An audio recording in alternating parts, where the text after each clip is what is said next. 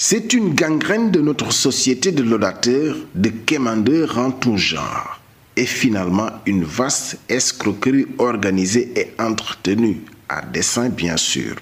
L'activité la plus lucrative dans ce pays reste organisateur d'événements.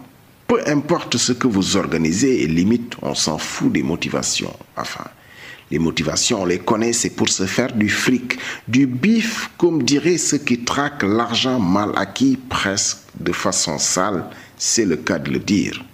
Une fois votre événement calé, choisissez votre artiste animateur. Là aussi, ce n'est pas difficile. Plutôt, le choix réduit facilite les choses. Ça se joue entre le roi Youssou N'Dour, les princes Pape Diouf ou Wally Seck. C'est les artistes les plus rentables. C'est tout à leur mérite et à leur honneur de s'être rendus incontournables et préférés du monde qui squatte les soirées et autres dîners de gala. Eux, c'est leur métier. Ils jouent pour qui paye. Et après ça, choisissez votre parrain dans la liste du gouvernement de préférence. Plus c'est haut dans l'ordre protocolaire, plus vous êtes sûr de votre coup. À côté du parrain, mettez les coparrains. Bourrez la liste avec tous les autres membres du gouvernement, des directeurs de sociétés nationales et là, visez les DG à la réputation liquide comme les guichets automatiques de banque. Tout le monde les connaît, pas besoin de dessin. Vous pourrez toujours le mettre sous la présence effective de certaines autres personnalités et présidents d'institutions. Il y en a qui ne ratent jamais les mondanités du soir. C'est à se demander à quel moment ils vont travailler tous les lendemains.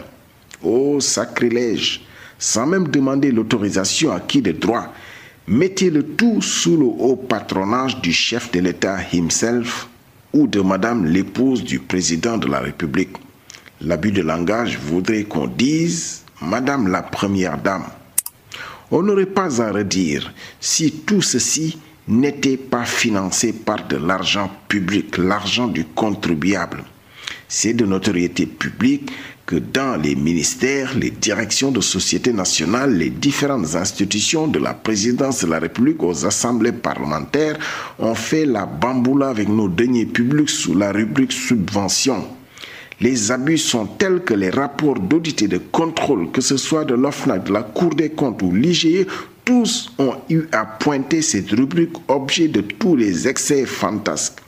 Les excès sont tels que c'est assimilé à du détournement, ni plus ni moins. On est même plus sûr que ces subventions et enveloppes de parrainage ne reviennent pas pour au moins une partie sous forme de rétrocommission dans les poches du donateur lui-même. Quand les rapports d'audit et missions de contrôle ne signifient plus rien pour tous les ordonnateurs de dépenses, jeter l'argent public dans ces cérémonies futiles est parti pour durer. Même la cérémonie de deuil est parrainée aujourd'hui. Il ne manquerait plus que les morts établissent la liste des parrains qu'ils voudraient voir venir visiter la maison mortuaire après leur départ. À l'approche du Ramadan, les events makers sont dans leur pleine saison. Chacun veut sa soirée avant le Ramadan. Et le parrain, comme d'habitude, pique dans la caisse. Quelle dignité à ce directeur de société nationale qui organise un gala de lutte à sa propre gloire et qui fait parrainer et sponsoriser le tout par sa société nationale. Le conflit d'intérêts ne choque plus personne.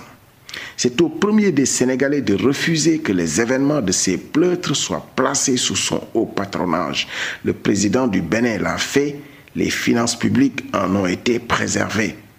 Quelle gloire le président de la République peut-il tirer de telles basses pratiques? Aucun. Et c'est en ce moment seulement qu'il faudra penser interdire le parrainage événementiel à tous les ministres et directeurs de société nationale et tous ceux qui gèrent du budget de l'État.